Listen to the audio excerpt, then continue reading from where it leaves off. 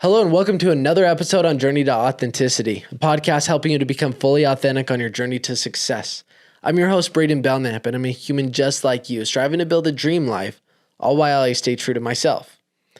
But what if you struggle articulating your emotions, your thoughts, your opinions, your perspectives in this world?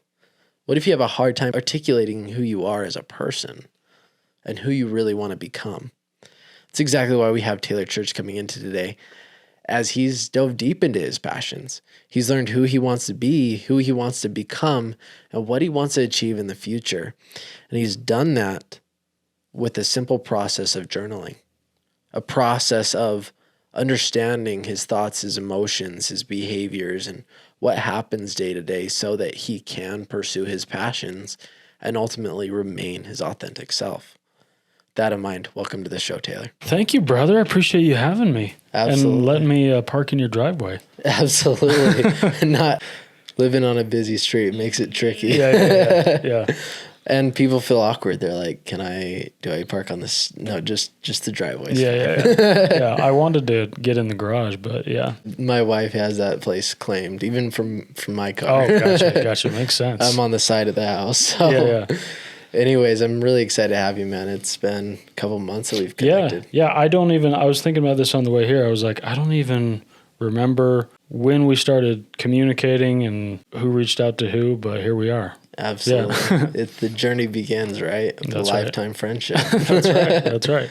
So you've been podcasting and writing books for a while. So what inspired that journey? That's a tough question because it's like saying, how did you get your personality? You know, it's like, I don't know, 100,000 little micro moments in my life evolved to that moment. But I grew up being very concerned with documenting my life. So I was an avid journaler since like first grade. Like I have tons and tons of journals from my childhood, and I would just write every day, and I would just write about what happened. I would write about recess and my friends and what I had for dinner and playing on the trampoline and watching Nickelodeon. But I never thought much about like, I want to be a writer when I grow up. It just kind of evolved into me wanting to create and me wanting to share things. And, you know, when I was a kid, it's not like I dreamt of being a podcaster. That didn't exist. You know, YouTube didn't even exist. And so, yeah, I just wanted to make art and share it with people. But when I was really young, like 6, 7, 8 years old, I was obsessed with like drawing. And that was my artistic release. And my parents were artists. But then I got sucked into sports and I kind of left the creative life for a long time. And not that you can't have both. I just got consumed by basketball and tennis and track. But yeah, then I got older and got more into reading and more into learning. And all the while I'm journaling a lot, I'm writing a lot. I was a history major in college. And then, yeah, all that writing became something that I wanted to do more of and decided to be more creative, started a blog, started something that I thought could maybe be a book. And then it turned into a book. And then, you know, the podcasting kind of started from kind of a similar thing, just wanting to share ideas and talk about things. And initially I just posted random YouTube videos of just me talking about stuff. And if you go back and look at those videos, they're probably really bad. Probably. Mine are really bad from the beginning. But I wasn't trying to be like an influencer or anything. I was just trying to talk about what I thought was interesting or funny or helpful. But yeah, then I just thought, man, I looked into it. I was like, starting a podcast, it's not that hard. Little did I know a lot of things that would make it quite difficult. But yeah, in a nutshell, that's kind of what got me on this road. So what I'm hearing is you just feel like it's a part of who you are. Yeah. I mean, there's a lot of things that are just a part of who I am, but I always felt a need to create and to share. And I always felt an acuity for conversation. And yeah, you know, podcasting mixes a few of my passions. It mixes conversation. It mixes learning. It kind of fills that need of extroversion that I have. And then, yeah, it's an additional platform for me to share my art, to share my writing, to talk about my writing, to collaborate with other creative people and get to know other creative people. So, yeah, it's in a lot of ways, it's a really selfish endeavor because it gives me so much, but I hope there's, I strive for there to be an altruistic side as well. Absolutely. So artist, Mm-hmm. whether it's writing, graffiti, clay, whatever the artist chooses as their creative outlet, generally it comes from a hard place, a deep place, a dark place. Mm-hmm. Doesn't mean that does for you. But I'm interested to know, does any of this inspiration come from a dark place? Yes and no. I think for me, when I'm exploring art that I really care about, it comes from a deep place.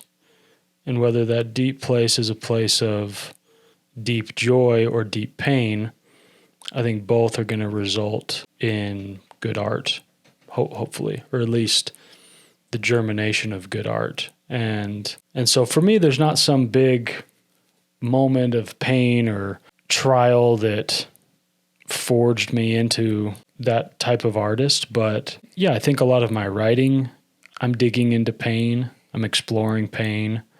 I'm expressing pain in some of the topics on the podcast, but I don't think that's all it is. But I definitely think I try to explore depth, I guess. Yeah, people are scared to go to the depth.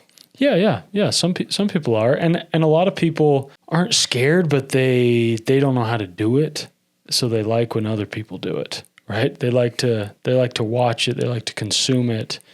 They don't know how to articulate it. So if I can be not the person, but a person that does that and helps people feel less alone, helps people feel like, oh, what I'm experiencing is actually a really human emotion, a really human experience, and I'm not just a crazy weirdo, then yeah, that's something can be really proud of. Absolutely. So how did you learn to go to the depths of love and creativity and anger and sadness and learn how to truly feel your emotions? Mm-hmm. I don't know, man. I think it's an evolution. Like, I don't think you're born with that. Like it definitely helps if your environment is one that promotes sharing and diving deep and exploring and openness. I think a big part of it for me was the art I consumed, right? I read books that were really moving and explored really heavy topics. I was always obsessed with music and the lyrics, and some of those, like a lot of the art that really influenced me early was music and lyrics that I was like, wow, like this poetry is so intense, and you can tell the person that wrote it is like dying inside. But that somehow gets me excited because it shows me how human they are. And so just like anything, I think you practice it and you get better at it, Like for me, I was always journaling. And so writing, exploring my emotions felt like it was almost muscle memory. Like when I went to put pen to paper, I just wrote what I was feeling. But with more practice, I got better at it and better at it becoming clear and articulate. And I think the better writer you are, often the better speaker you are, the better thinker you are, and vice versa. I think all these things kind of play on each other and make the other thing better. Absolutely. So what I'm hearing, and please correct me if I'm hearing this wrong. Yeah. Is that to begin with is you went into other people's art. You heard their music, you listened to their poetry, maybe movies. Yeah. You read books. Yeah. From there, that started you down your journey of journaling and starting to develop your own art. Mm-hmm. And naturally, that just progressed into now the podcast and your books and sharing your art with the world. Yeah.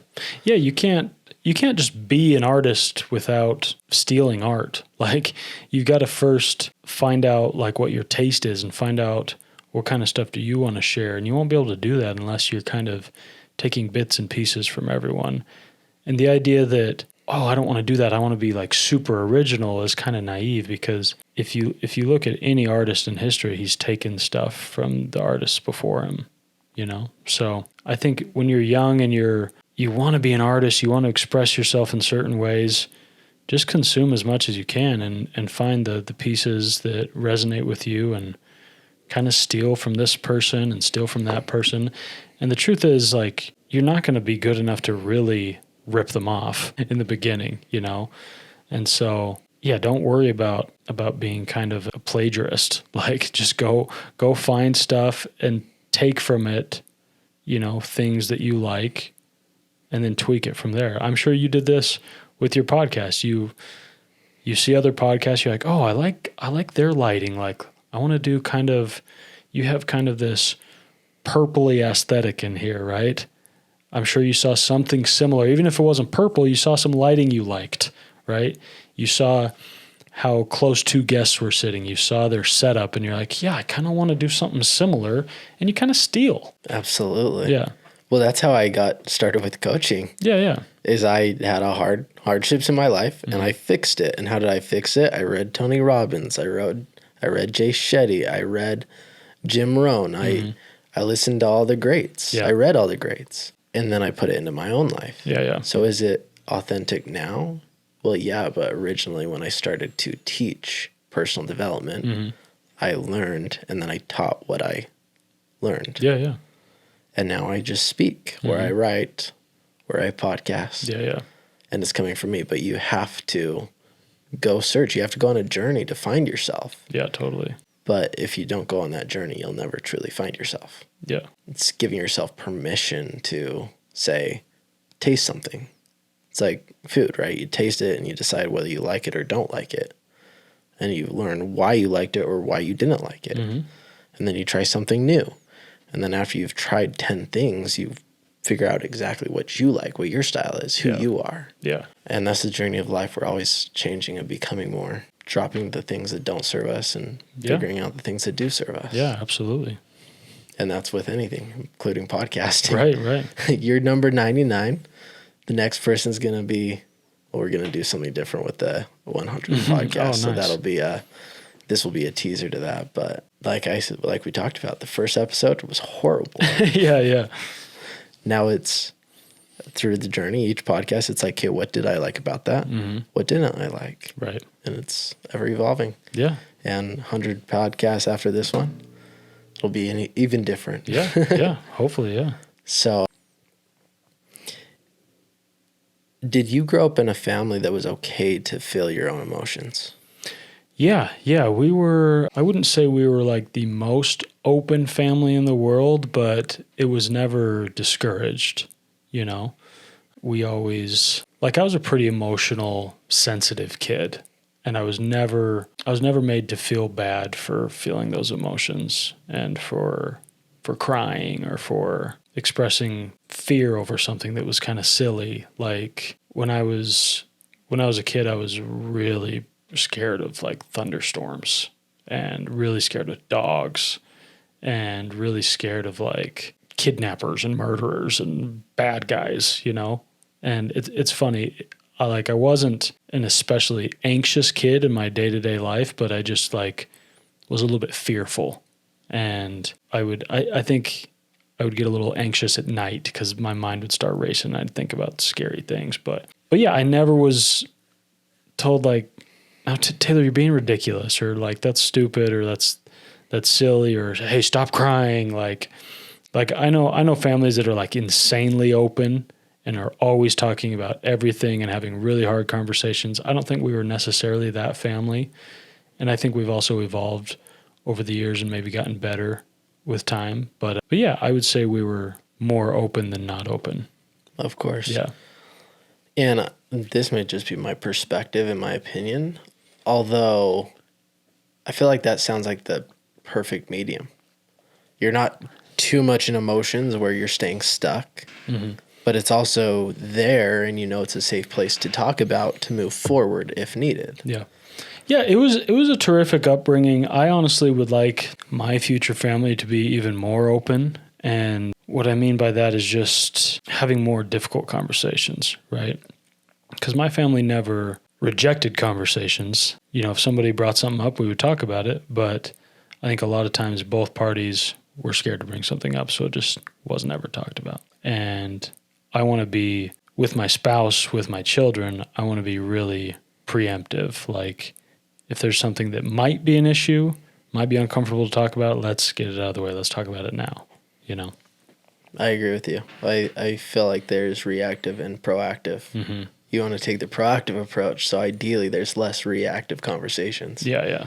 And naturally, that's solving for a couple of things, right? Reactive conversations, if we're going to look at it at the broad sense of things, is generally going to lead down anger, resentment, things of that nature, if it is reactive. Mm-hmm. But proactive is the aspect of, hey, we're going to create standards together and we're going to build habits together as a family. And these are what's okay. And this is what we feel is not okay as a family. Mm-hmm.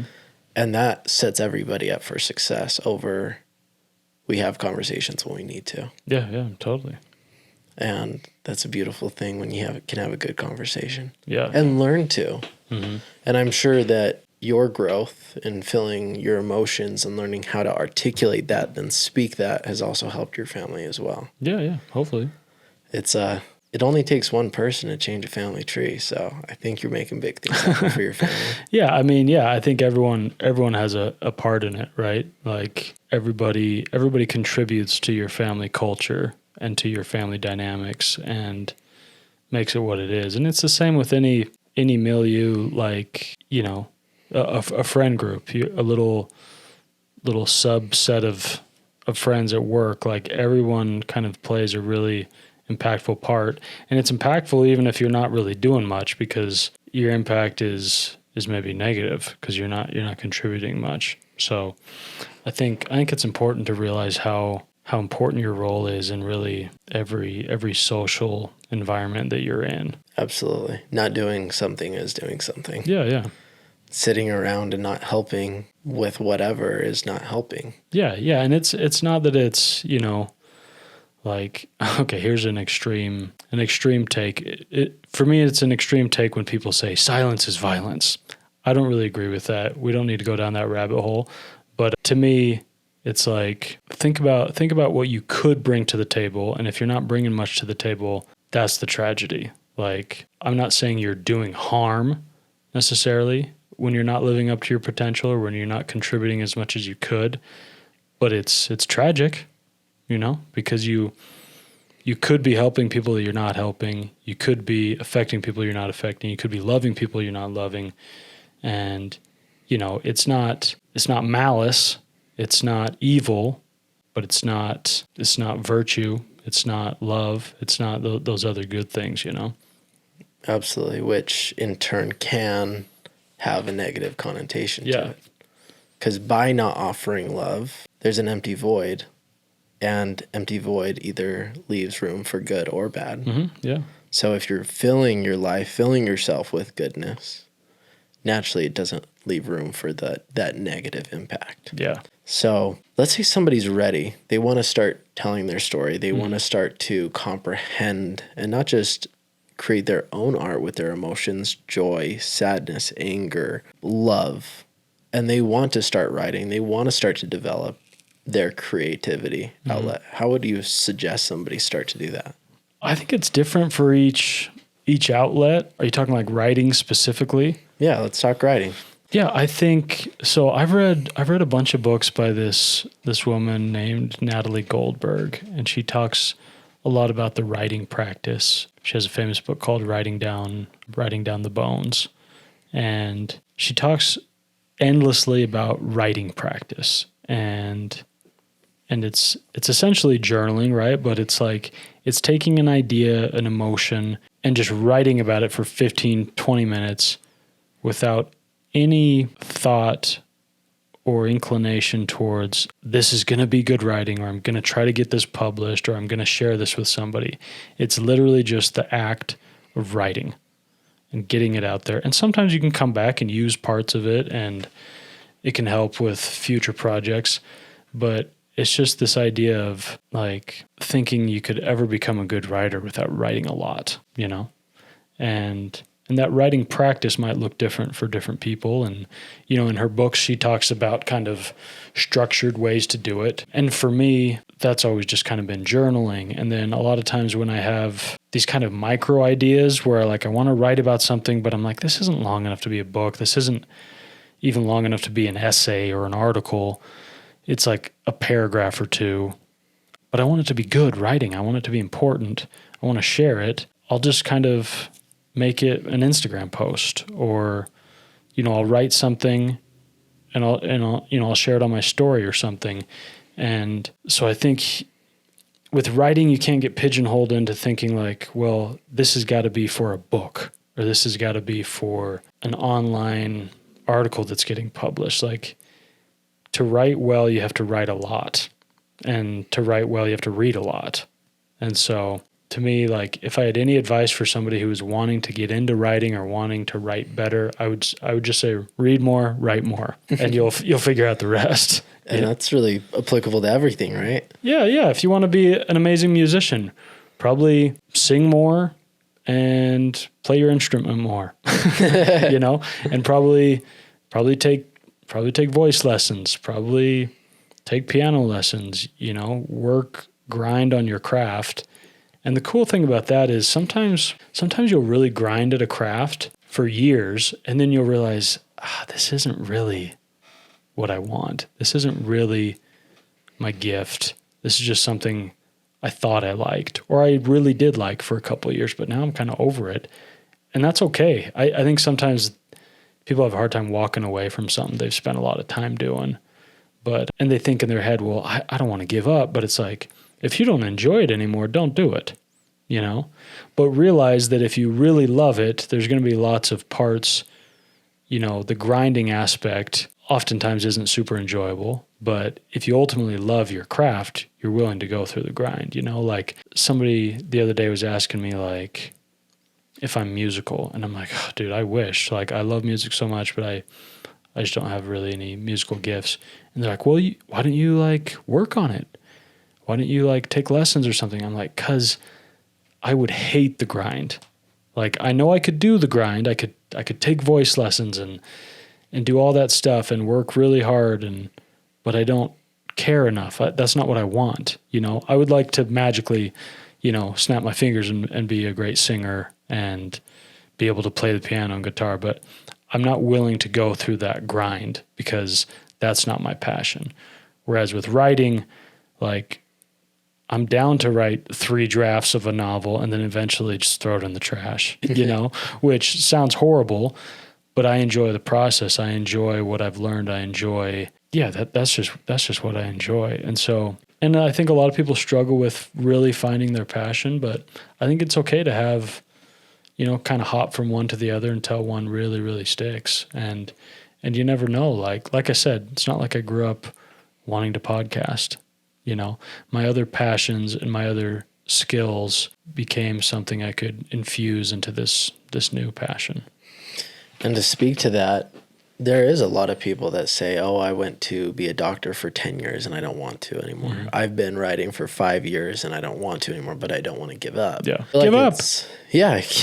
Go ahead. Let it go, because your skills that you learned from the past, you can take forward. Yeah. And you learn how to work hard, right? Which is pretty invaluable. And you can use that with any skill set. But I'm just of the opinion that life's too short to, like, do something 8 hours a day that you hate. Absolutely. Or even maybe you don't hate it, but it just gives you very little fulfillment.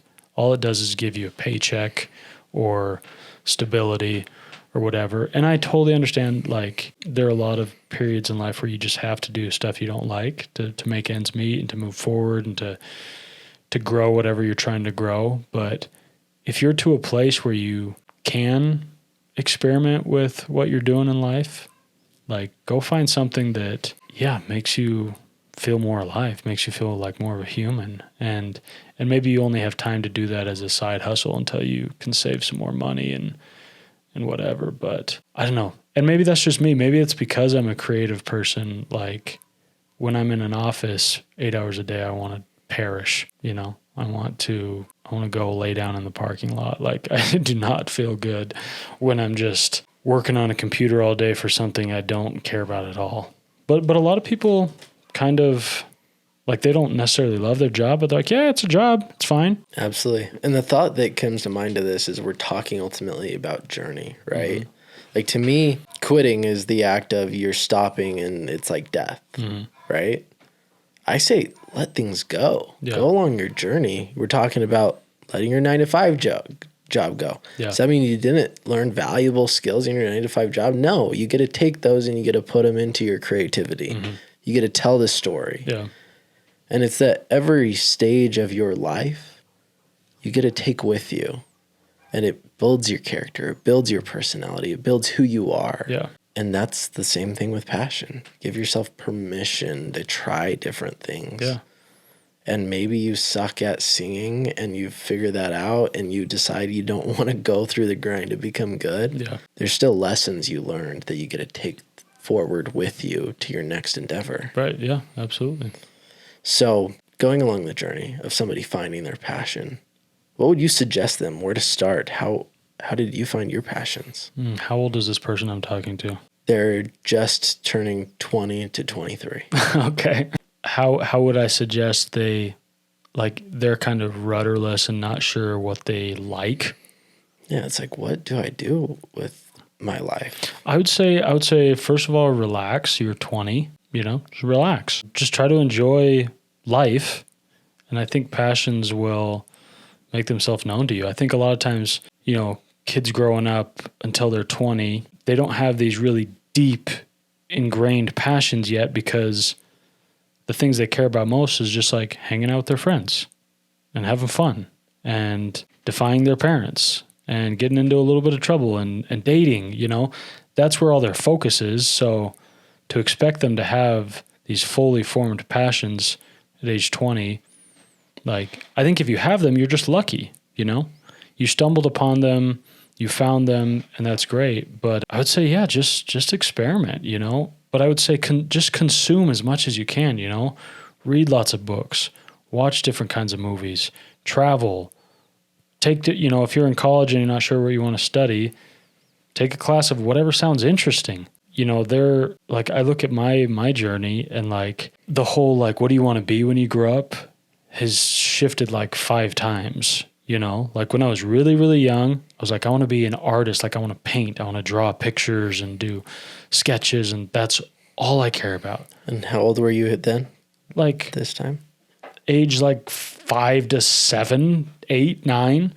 Then I discovered basketball and I was oh, I'm going to be in the NBA. No one told me how white I was. No one told me the odds of being in the NBA if you're white and under 6'9".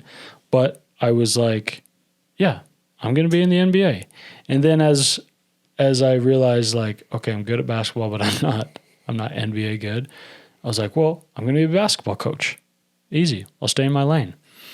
And I coached high school basketball for 4 years while I was in college. And I was going to be a high school history teacher and coach basketball and just do that forever. And then I got more interested in writing seriously, and my writing in my history major that was very academic, which I enjoyed, but I wanted to be more creative and wanted to explore the themes I wanted to and wanted to not have to have an annotated bibliography every time I wrote something. And so then I was I'm going to become a writer. I'm going to write books. So that was my next thing. And then I discovered podcasting. And somewhere in the midst of all this, I got super into spikeball, right? I play professional spikeball, which is a ridiculous sentence in and of itself. But again, it's not something I even knew about before. And it's not something that can really, it's just new of a sport. I can't really do it full time and make a lot of money or anything. It's, it's not even like pickleball where some of those guys, that's what they do. They play pickleball professionally. Can't really do that with spikeball yet. But yeah, that was a passion I found at age 29 and got really good at it and got good at it a lot of time, got good at it because of my skill set in other sports, right? I think I was good at podcasting because I was good at conversing. I was used to talking to people, been on a million dates. Podcasting a lot of times is like a first date, but you're trying to make it interesting, and there's no agenda. I'm not trying to woo you, right? I'm not trying to show you how cool I am. I'm just trying to have an interesting conversation, right? But yeah, my interests have shifted a little bit over the years. And would I still enjoy coaching high school basketball and teaching history? Yeah. Those are still I still love basketball. I still play on city leagues. I still read a lot of history books. but I want to write and create and do podcasts more than I want to do those things. So I think, you explore a passion and you take it as far as you want. And sometimes that means kind of letting it go and moving on to a different chapter. And sometimes it means like, I don't feel like I ever really let basketball go, I decided I didn't want to coach full time, but I still love the game. I still play a lot.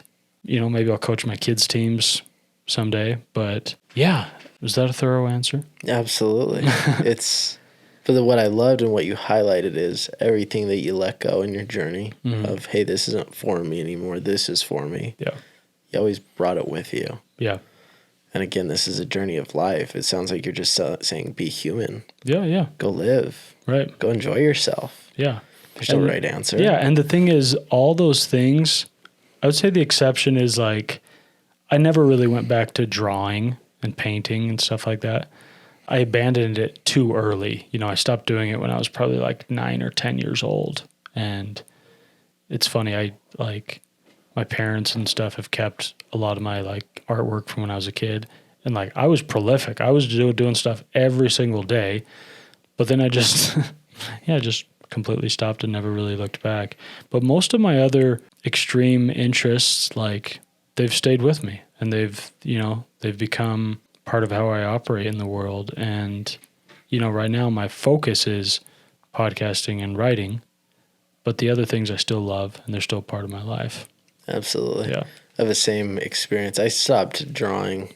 I got pretty good at drawing because I was very consistent with it, but I let that go end of high school. Yeah. Ever since then, I haven't really picked up a pencil, which I'm challenging myself. This isn't a promise to the audience, but Yeah. I've been thinking, because I'm working on my next book, I'd like to kind of pick up the pencil again and maybe do all the art for myself. Yeah. Might not be the greatest, but it'll be fun and it'll have some personality. Yeah, totally. And again, it's just a matter of going on the journey. Maybe I annotate my entire book the way I want to, and then I think it sucks and I just throw it out the door. Right. Yeah. That's okay. I'm willing to do that because I like the concept, but I might go through the journey and decide, you know what, hiring somebody else for my artwork might be a better idea. Yeah. Absolutely, bro. So you've come up with this life that's from the outside in is fully authentic to self. You know what you like, you know what you don't like. Have you ever struggled with authenticity in your own life? I think, man, it's just like so many other things in life. It sounds really trite, but I feel like it just comes with age, comes with time and experience. Like, I've always strived to be authentic. And I think writing down my thoughts for the majority of my life helped me do that. Because I think writing helps you understand what you're actually thinking, But I don't know, I look back at some of my earlier writings, my earlier videos, and I'm like, oh, if I put that out right now, it's not that it's horrible, it's that I'm maybe trying a little too hard, and I'm trying to find my voice still, right? And so it's not inauthentic, but it's not really found yet.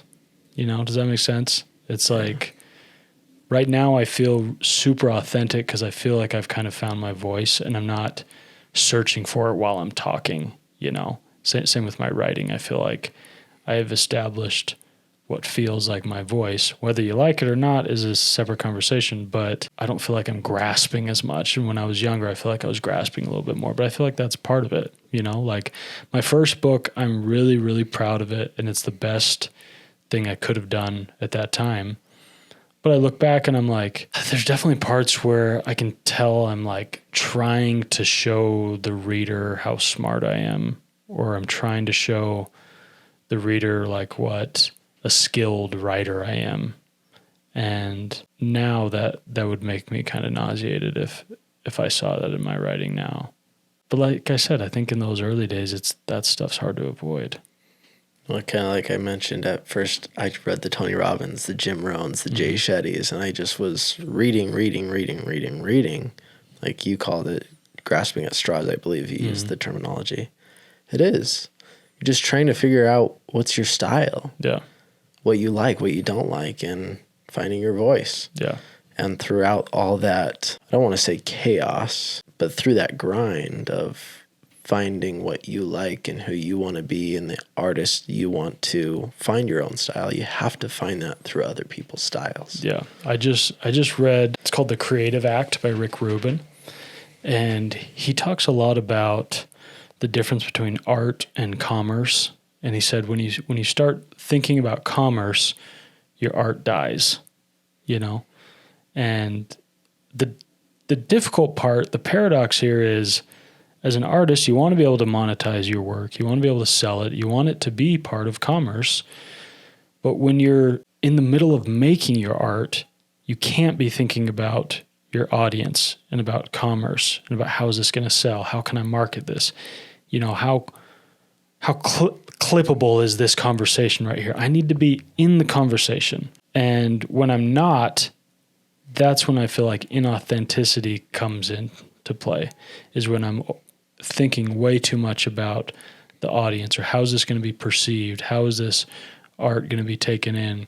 Instead of just focusing on the art, putting it out to the world, and then putting my hands up and saying, you know, now it's none of my business, honestly. Like one of my favorite quotes, I can't remember who this writer was, but he said, someone was asking him like how he structures a plot and like how he thinks a character would do this or whatever. And he goes, well, once I have my characters figured out, kind of have their stories and their backgrounds figured out, whatever else I write next is none of my business. And I thought that was a pretty interesting way to put it.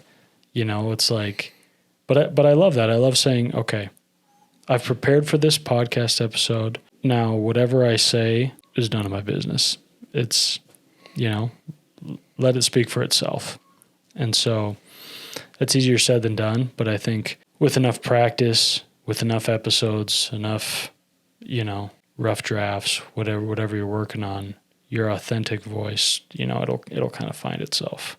Absolutely. And I'm making this art for me. Yeah. This is my concept. I'm doing this podcast for me selfishly. I'm learning from some of the greatest people in you, and that's a blessing. Yeah. And when it goes out to the world, it's none of my business. Yeah. Some people will love it. Some people will hate it. Mm-hmm. Either way, I benefited from it. Yeah, exactly.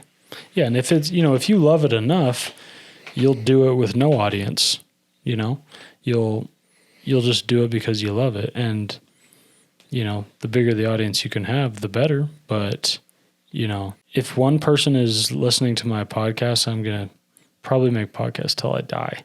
So hopefully there's more than one person that likes it. Amen to that. I would say I didn't have an audience for the first year, at least, of doing podcasting. Yeah. That's maybe even longer than that, truthfully. And that's just the case, is it's almost your compound interest of your art. I know that sounds a little janky, but it's the truth. Mm-hmm. You get so many reps in, and then one person finds your podcast, and they really like it, and they tell 2 people. Yeah. Now you have 3. Yeah. And then those 3 people go and tell one more person, and now you have 6. And then those 6 people turn into 12, and then that 12 to 24. And yeah, it's the compound interest of the impact you're making. Right. And that's just the way it works. And if you're doing a good job, then you can expect to have more than one. Yeah. Totally. Hopefully. Yeah. And if not, still keep doing it for you. Sure. Yeah. So somebody's in their 20s. Mm-hmm. They're struggling to put words to their emotions. And I love that you say journaling, because it helps you think of what you're thinking mm-hmm. and what you're feeling. If you were to do a quick crash course on journaling, I don't want to say the quote unquote right way, because I don't feel mm-hmm. like there's a right way to journaling, but what is your way to journaling?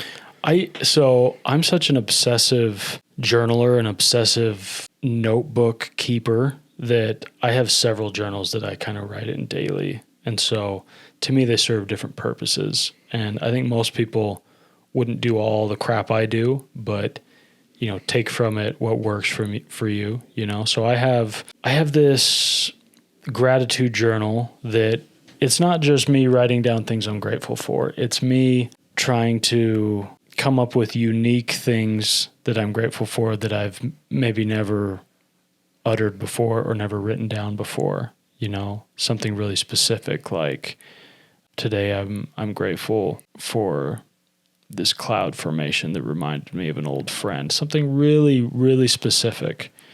Or maybe I'm just having lunch and I'm like, wow, I am really, actually really grateful for carne asada, you know? And then I make these, you know, I put 10 or 15 and then I make these, I have a I'm grateful series that I do on Instagram, right?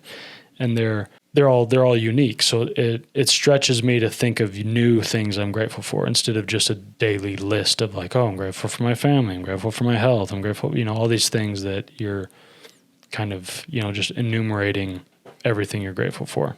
So that's one journal I keep, but I add to it periodically, right? And then I have sort of a daily gratitude journal where it's not necessarily gratitude, but it's good things that happened that day.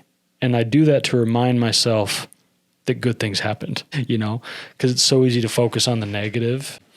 Even like, what happened yesterday? Yesterday I was having a pretty good day, and then something really small happened, and I was kind of bugged and thought like, oh, today's kind of a crappy day. But then I go back and I write down all the good things that happened today. I'm like, no, today was like 96% a good day. I just got a weird text that kind of rubbed me wrong, right? Or, you know, I'm trying to like my remote for my Google TV broke. Like something so small, but it just bugged me. Then all of a sudden I think my day's bad. It's like, no, dude, you're delusional. You have day dysmorphia. Like today was actually a good day. So I go back and I write down the small specific things that made for a good day. And the thing is, oftentimes when you're having a horrible day, you got to kind of dig through the dregs of your day to find good things. You got to be like, well, you know what? Like I was pretty stressed all day. I was trying to finish my taxes in time. This girl bailed on a date. My mom's upset because I owe her $100 and I forgot to send it to her, whatever. So you're kind of just like, man, did anything good happen today? And then you can be like, well, my lunch was really freaking good. My drive to work was awesome. I was listening to this new song I loved on repeat. So-and-so sent me a really sweet text. Like, if you really dig through your day, you can find a lot of good. So I have a journal just for that, for daily good. And then I have my periodic gratitude journal. And then I have a Word doc on my computer that's a more like what's happening in my life.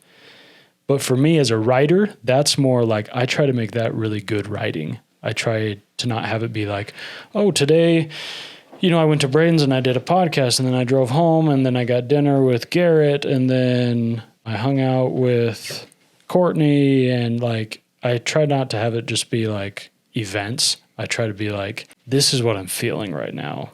I'm struggling with loneliness. I'm struggling with feeling like I'm as close to this friend as this friend is in this little triad friend group. I'm really grateful for, you know, the success of my podcast right now, and I'm so excited for these next guests. I try to explore emotions and feelings and thoughts rather than just events in that journal. And then I just have notebooks where I just write down random thoughts and ideas, and oftentimes those journals are a little messier, but when the ideas kind of take form, I put them in more serious journals. Yeah. So, I mean, my room, I probably have 35, 40 notebooks or journals, you know, lying around for various uses.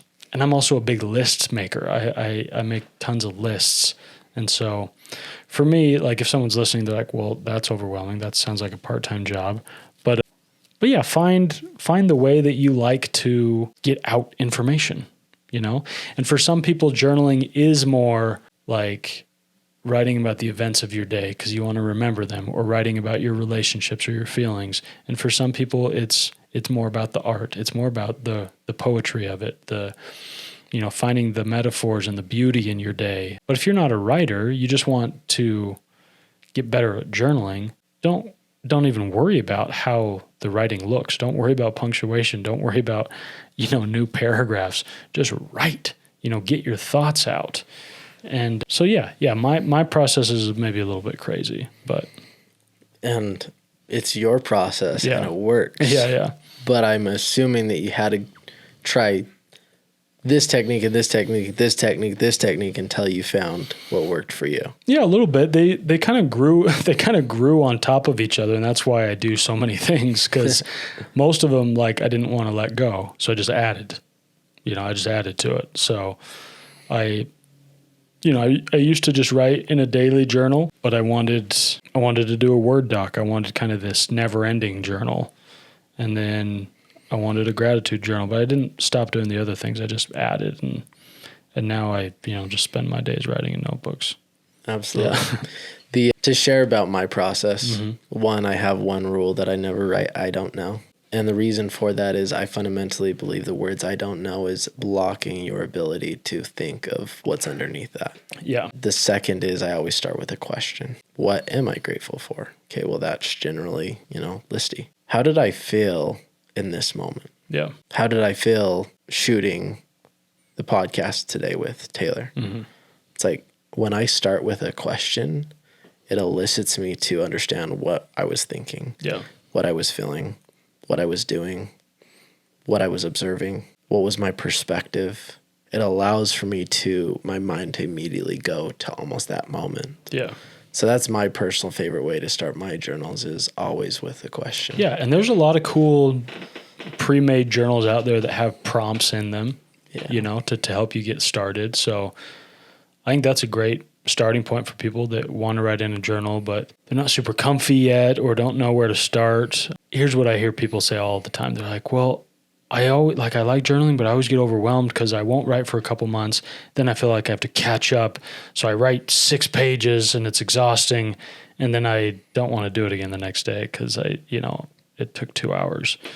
I'm like, well, yeah, just write a little bit every day. And when you feel like it, write 6 pages. When you're going through a breakup, write 6 pages. When you met the love of your life, write 6 pages. But yeah, some days, just write. I had such a beautiful, simple conversation with my dad on the phone today. It was his birthday. We called and talked, and it made me really happy. Journal entry done, Yeah. And the cool thing about that, maybe that doesn't help me think in a unique way or help solve some deep problem within my soul, but it helps me remember the day. It helps me remember that kind of precious little moment I had with my dad. It helps me be more present. And the cool thing I love about documenting your life and writing things down and journaling is it makes you more present and more aware in your day-to-day life, because you think like, oh, I want to remember this because I want to write it down later, Absolutely. And to that, it's just a beautiful process, honestly. And the one other process that I follow is reflection is what allows you to be and grow your wisdom, who you are, your characteristics. It allows you, when you start to go through that process of recognizing your thoughts and emotions, you start to be able to express them more widely and more in your way of personality. So my favorite thing with books is I don't just read the book. I reflect upon the book. So maybe my journal entry, for example, I'm reading the 4 Agreements right now. It's talking about awareness. Okay, well, I'm aware of the things that I'm aware of, but what am I not aware of? Yeah. So my question to myself is, what am I not aware of in life? And if I become aware of it, what would the impact be for myself and the ones that I love around me? Yeah. And that's my journal entry. But the one thing I wanted to share about that too is I've heard that a couple times. I got stuck over the last 6 months and I want to go back and I want to journal about it, but I don't know how. Well, you're just overwhelming yourself and you're never going to write about it. Write that down. Over the last 6 months, I was stuck. And write about that experience. Yeah. That'll constitute the entire last 6 months of your journal entry. Yeah. If you're trying to be deliberate on those time frames. And sometimes you can be like, sometimes you're like, oh, I want to write about this, but I don't know if I want to confront the pain of exploring a topic, right? But you can not skip over, but you can, like, for instance, if you go through a horrible breakup and you're just completely broken inside, but you want to write about it, you want to kind of explore those emotions, see why you're in such pain, see why it didn't work out. You want to kind of work it out on paper. I think it's okay with starting with, like, last night things ended with so-and-so, I'm completely bereft. I have nothing left to give. I have nothing to say. Yeah, I'm broken. Just kind of admissions, and you don't need to, maybe you don't need to explore it in that writing session, come back to it with fresh eyes when you're a little bit more ready and then go into detail. Or you come back and you realize that sums it up, man. Like, I know what happened. I don't need to write a thesis on it. I'm just broken. I'm hurting. And I know I just need some time, And other times you'll be like, no, I need to write down every detail and figure this thing out. Or for my own, maybe I don't need to figure anything out, but for my own catharsis, I want to just write everything out and then never come back to it. Just kind of exercise those demons. Absolutely. Well, the thing that I fundamentally believe that journaling is healing. Yeah. At the end of the day. And my process is, if I'm writing down emotions that I don't necessarily want to hold on to, go out to the fire pit and light it on fire and let it go. Sure. That's my opinion. Yeah. Like, you don't need to hold on to everything. Yeah. Maybe you want to write down something that you never want somebody else to read. Mm-hmm. It's okay to have things kept to yourself. Yeah, or write it upside down and backwards like Da Vinci. Tell me more about it. So Leonardo da Vinci famously had many, many journals. And, he was a crazy, polyglot that was an architect and an engineer and a scientist and an artist, a painter, a sculptor. Like, he was the original Renaissance man. And so a lot of his ideas, he had these ideas notebooks, but he was kind of paranoid about people stealing his ideas. And so he wrote upside down and backwards. And so you can only really read it if you put it up to a mirror. And and so yeah, it's funny. And I mean, it's in, Renaissance era Italian. That's another thing. But no, it's just a joke. Obviously, you shouldn't waste so much time learning to do something like that. But yeah. Or do. Totally up to you. Sure, yeah. If that's what your passion is, go for it. Not me. Yeah. That sounds way too complicated. Taylor, I could talk to you all day. I feel like you speak very well. I feel like you inspire other people to go live their life truly and authentically. And that's obviously what this podcast is about, is living your true self. Because a lot of people get lost. And I feel that's okay. That's part of your journey, is getting lost sometimes and finding your way back to the right trail. But I love that you're paving a path for how people can start to really think about what they're thinking and thinking about what they are feeling or experiencing in life, so that they can comprehend that and they can start to really know who they are. Yeah. Because I know for me in the past, the times that I felt lost, worthless, hopeless, I mean, you name the emotion, is when I didn't understand what was going upstairs. Yeah. Going on in my mind. And journaling for me is one of the outlets that helped me understand me. Yeah. So I love that you speak to that. So thank you. Oh yeah, of course, man. Your art is amazing. Your books are amazing. I've listened to your podcast. It's done very well. So we'll be linking that obviously below for everybody to go buy your books. Yeah, awesome. Go ahead and listen to your podcast as well. And I'll be looking forward to being on your show someday. Sweet, man. To that, is there any last advice that you'd like to offer to the audience today? About what? Anything. If you had one message for the world, what would that be? There's a lot of things I'm really, really passionate about, and I think are sort of essential to having a joyful and fulfilling life. So, I could I could talk to you about God and faith and Jesus Christ, and I could evangelize different things. But I think something simple is making an attempt to be as present as you can. Because I think you'll find the people in life that you end up loving the most and you end up connecting with the most and feeling, there's certain people that come into your life and you're just like, even if they just kind of come and go, you're just like, man, that person, I don't know what it is about them, but I just want to spend time with them. Like, there's a magnetism. There's a curious charisma I can't quite put my finger on. A lot of times these people are insanely present, and they're just here with you. And so, it's really easy to not be here or to be half here with our phones that are attached to our hands and attached to our pockets and glued to our purses and handbags. But I think our time with people is precious. And if you can be as present as possible and give 100% of yourself to the people you're with, I think that's the easiest way to find joy and fulfillment in life. Like I said, there's a lot of things. There's a higher power, there's faith, there's religion, there's work, your career, your family, your relationships, your friendships. There's so many things that like you have to think about to have kind of a full, joyful existence. But I think that's one kind of simple thing. If you can focus on, it can really enrich your life, and it doesn't require any like massive lifestyle change. You know, you can do all of that while still holding on to your addictions and your vices, while having a job you dislike, while being in a cruddy relationship that you need to get out of. Like, you can be in a pretty bad spot in life, but be really present when you're with people and be really attentive and mindful. And it's hard. Like, I'm preaching this, but I often find myself hanging with friends or something, and I'm just kind of scrolling on Instagram like a freaking android.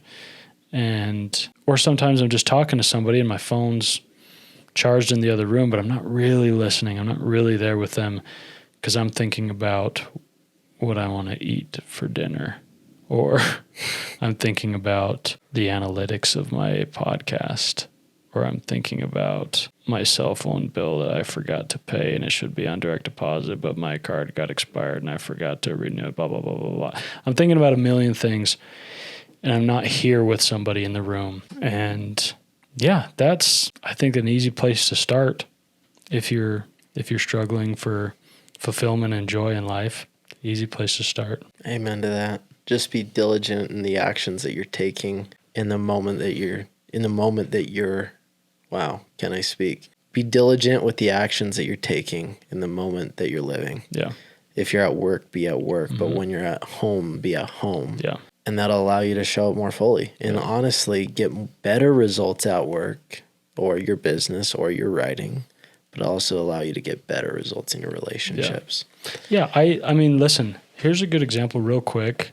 I know I've been a little long-winded here. I have a friend of mine that's like a really big influencer. He like does a lot of speaking engagements. He travels the world. He's the type of person that his phone is always exploding, you know? Like, he's always behind on texts and calls, and people are messaging him and wanting to collab and wanting to do videos with him and wanting to be on his podcast and wanting his help with this. And he does so much. And so you'll see him in groups of people, and you can see his mind kind of rattling, and he's in 1,000 places at once, and he's texting, but he's kind of listening, and he's doing these things. But then when somebody's like, "Hey, Henry, tell me about how you met your wife," he all of a sudden and channels in and becomes ultra present. And that's where his gift is. You know, he recognizes that he's a super busy person. He's got a lot going on. He can't always unplug. He can't always, like, he kind of has to be attached to a bunch of different things at once. But when his attention is required, it's there and it's laser like, you know? And so, yeah, I think that's where the gift is. And I think there's no excuse. Like, a lot of people are insanely busy and have a lot of things going on. And maybe when you're at work, you can't fully be at work because you also have to worry about your sick wife and you have to be texting her a little bit.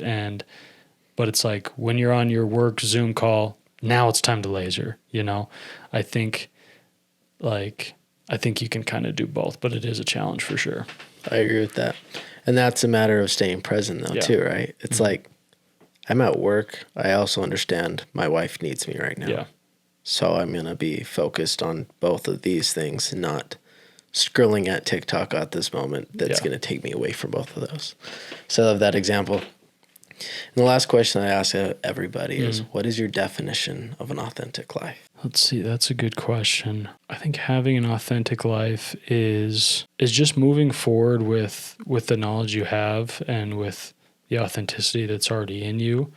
But it is, I think, being authentic, you have to be very open to being wrong and apologizing and letting resentments go. And, to me, if you're not willing to like call up a friend and be like, hey, I'm sorry about tonight. I was in a bad mood. That was weird. Like, that's my bad. To me, you're not being very authentic. You're being stubborn and you're being obstinate, and you're kind of putting up a facade that you are too cool to apologize, or you're too secure to be the first one to bring something up. I think authenticity goes hand in hand with humility. Absolutely. Well said. It's the apologies that I've given have set myself free and other people free. Yeah. And I know that for my own life. I'm sure you know that for your own life, and it doesn't make it easy. Yeah. But it makes you you, and it makes you human. It gives everybody else around you the opportunity to connect with you and also say, hey, yeah, that's totally fine. Is there anything I can do to support you? Yeah. I mean, listen, this is a quick example. I had this friend of mine. She's one of my best friends. It's his wife, and she's awesome. We're really close. And one day she posted a B-reel, and she's like crying in the B-reel. I take a screenshot, send it to some homies, because I was like, we were talking about girls posting on social media crying. And so kind of making fun of her, but I love her. Like, I wasn't trying to be mean, but little did I know, when you take a screenshot, it notifies you on BeReal. And so she texts me and she's like, hey, why did you take a screenshot? And I kind of had a little white lie. Maybe it was a full lie, but I was just like, hey, sorry, I was trying to screenshot the one above you and it accidentally screenshot yours, blah, blah, blah. No harm, no foul. And then I didn't think anything about it. Turns out she didn't buy it, knew I was lying, and was pretty hurt by it because we're close friends. And she's like, why would he do that? That's really insensitive. And so I think her husband ended up telling me this. And I was like, oh, gosh, darn it. That makes me sad. But I was like, I need to resolve this. I need to resolve this right now. So I just called her and I was like, hey, let's just, let's get this out on the table. And it was such a small thing, but I just called her and apologized. And like, she was really grateful for the apology. And we've been nothing but great since then. She's been on my podcast since then. Like, she's amazing. But I think most people are like, that's such a small thing. Like, I'm not going to call her. Like, she should get over it. Like, yeah, maybe I was a little bit out of line, but she should get over it. Like, to me, that's not being very authentic. That's not, obviously it's not being very humble, but I think, you have to be willing to have some uncomfortable conversations so you can show people your authentic self. Absolutely. Well said. Thanks so much for being a good example once again. Yeah, of course, bro. Thank you again so much for listening to the Journey to Authenticity podcast. If you enjoyed what you heard on this podcast with me and Taylor, go ahead and subscribe and leave a review. This helps me to get the most interesting and qualified guests to help you become your fully authentic self and build your dream life. Also, while I have you, I want to bring your attention to my speaking. If you have a company of 5+ people, an event, a workshop, and you want to have a speech that isn't just story-oriented, but offers quality step-by-step processes for people to transform their lives, either go to bradenbelknap.com or DM me on Instagram and we'll make something happen. Thanks so much and have a good one, everybody.